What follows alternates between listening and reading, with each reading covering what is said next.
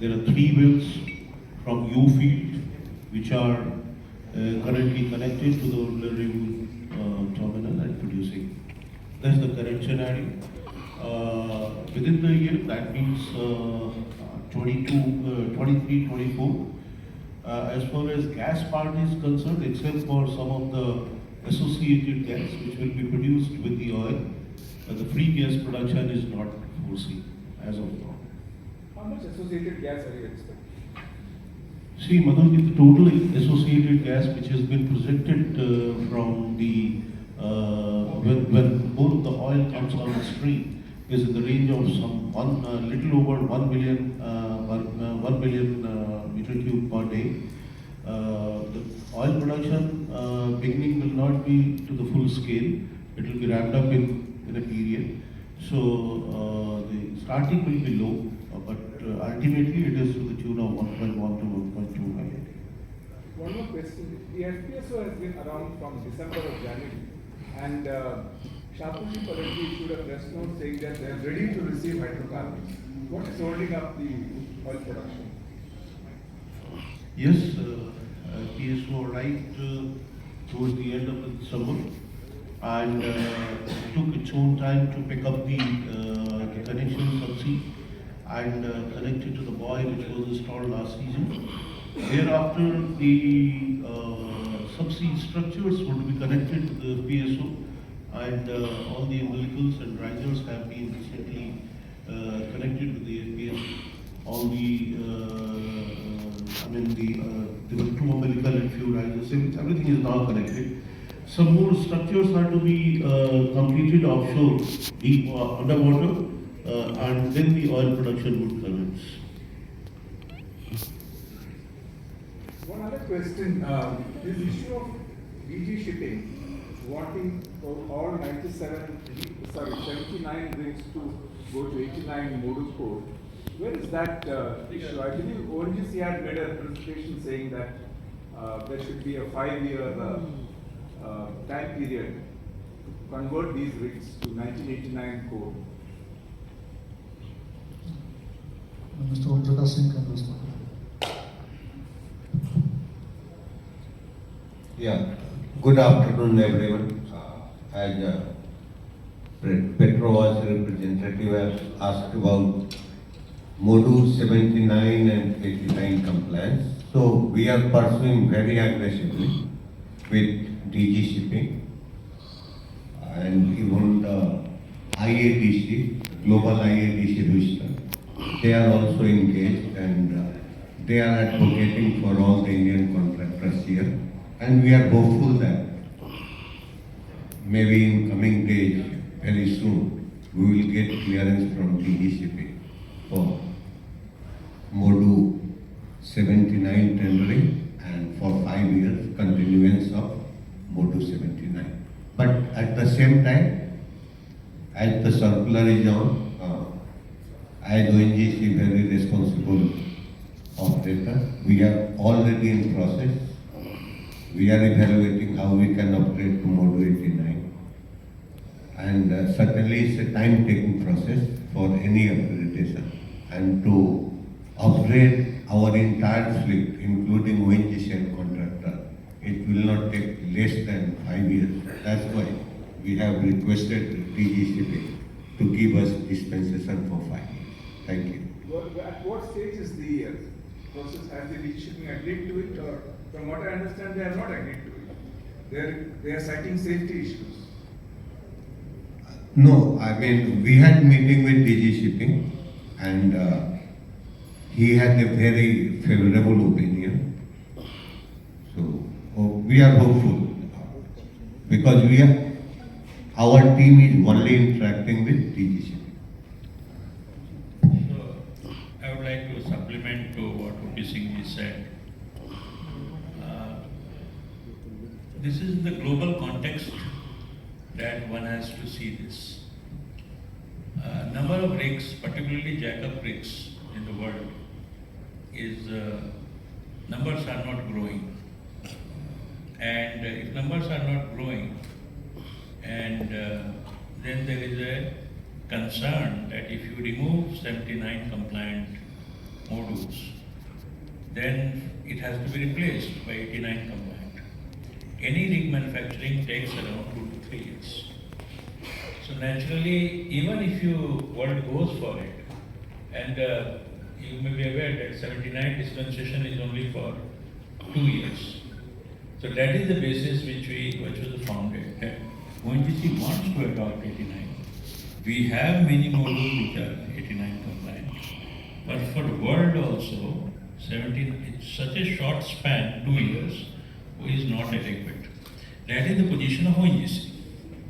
And that is the position of the world also. Because world IADC, that is a drilling international association of drillers and contractors, they are also saying the same position. It is not that we are opposed to it, but the fact, impracticality of it is a challenge. In this context, it is being seen. Moreover, 79 are still working all over the world, and it is a very minor safety difference. It is not something that cannot be managed. So that is the position till the world. So therefore, ONGC as a responsible corporate made a request for 5 years. We are not asking for indefinitely. We are asking for limited period because of the limited availability of this jackup rigs. Sir, if you allow to add to you and for information to the House, globally around 25% of jackup fleets which are operating is still module. They are not 25% of fleet are not modulating. Thank you. Good afternoon. This is Advait from Bloomberg News.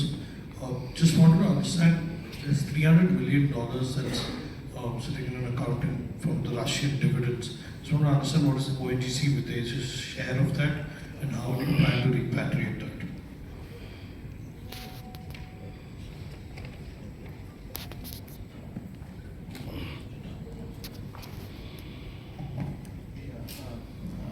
Thank you for the question.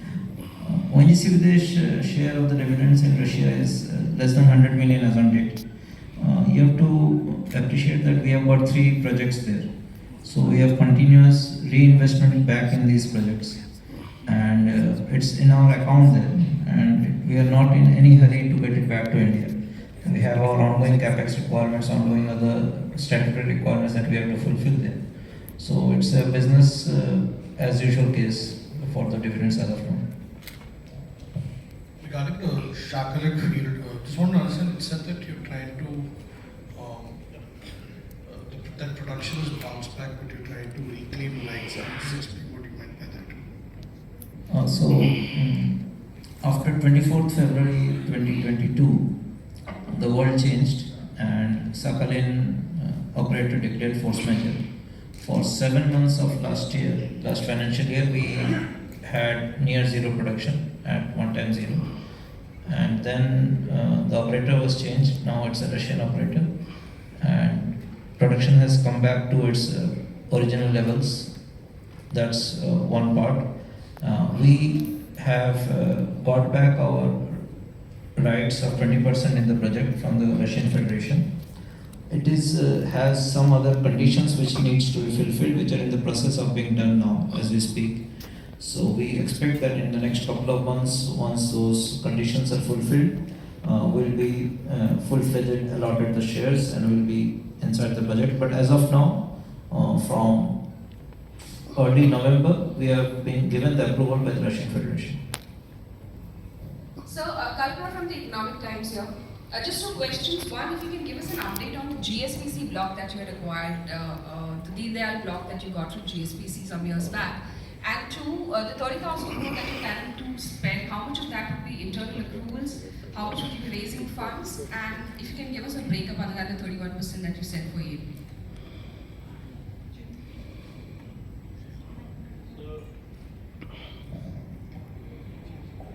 We are currently occupied with 98 bar 2.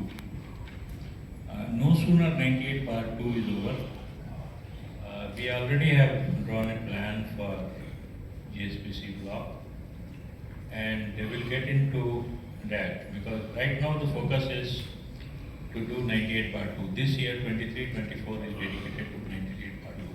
Maybe 24-25 when I see some activity on that side in terms of production, making efforts for production.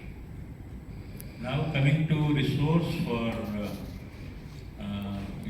future resource requirement of ONGC. As you know, we need roughly 25 to 30,000 crore capex to sustain and grow. And we, as of now, if the crude price remains the way it is now, and I also want to tell you that ONGC was in the world of $1.79 per MMBTU, not very far. One of the greatest things that has happened in the history of ONGC is that government, in new policy, pegs the floor at 4 and ceiling at 6.5. Assuming that this 6.5 continues for 2 years and there onwards 25% increase, and assuming that crude remains above 70, which all the pundits are saying, although it is very, it is better to be astrologer than predicting crude price. So that way, if you see that ONGC revenue streams is very robust from 6.5 limit. And second point that you must be very few probably noticed it. Every year, 7 to 8% of ONGC production gets replaced by new wells. And for all new wells production or intervention wells, ONGC shall be entitled to 10% of crude price plus 20% markup over that. So effectively, ONGC is entitled to get 12% as slope of crude for 8% year-on-year increase. So 8% is effectively, with today at crude price 75, it is 7.5 plus 20%, it becomes $9. So effectively every year 8 to 9% crude gas will keep coming on $9. So ONGC cash flow wise, I don't see any problem. Cash flow wise, I don't think ONGC will be required to go anywhere out, provided crude remains at this level. If it goes down too much, say 45, 50, then also I don't think will be a major issue because still ONGC will get around $6. If it is 50 also, $6 per MMBTU from nomination fields. So that the greatest thing from financial point of view for ONGC is, and you should be aware that 35% of country's gas demand is met by ONGC. So today 61 BCM is our country gas demand. Almost 21 to 22 BCM comes from ONGC. So 35, and it is on rise because hopefully when we have this 98/2 completed, we will have another 7-8 MMSCM or 10 MMSCM getting added. So you can imagine that ONGC's gas story is very powerfully picked from financial point of view, particularly because ONGC in previous years were paid very paltry sum for gas. So cash flow wise, you shouldn't see ONGC in trouble unless the oil market itself goes into trouble and the policy undergoes change. But right now, the stated policy, ONGC is very firmly footed on the financials. So how much of the 30,000 will be through internal accruals? I didn't get you. How much of the 30,000 will be through internal accruals? All. The entire? Or rather, we'll give you something more. Thank you. Yeah. Now we'll take a couple of questions online.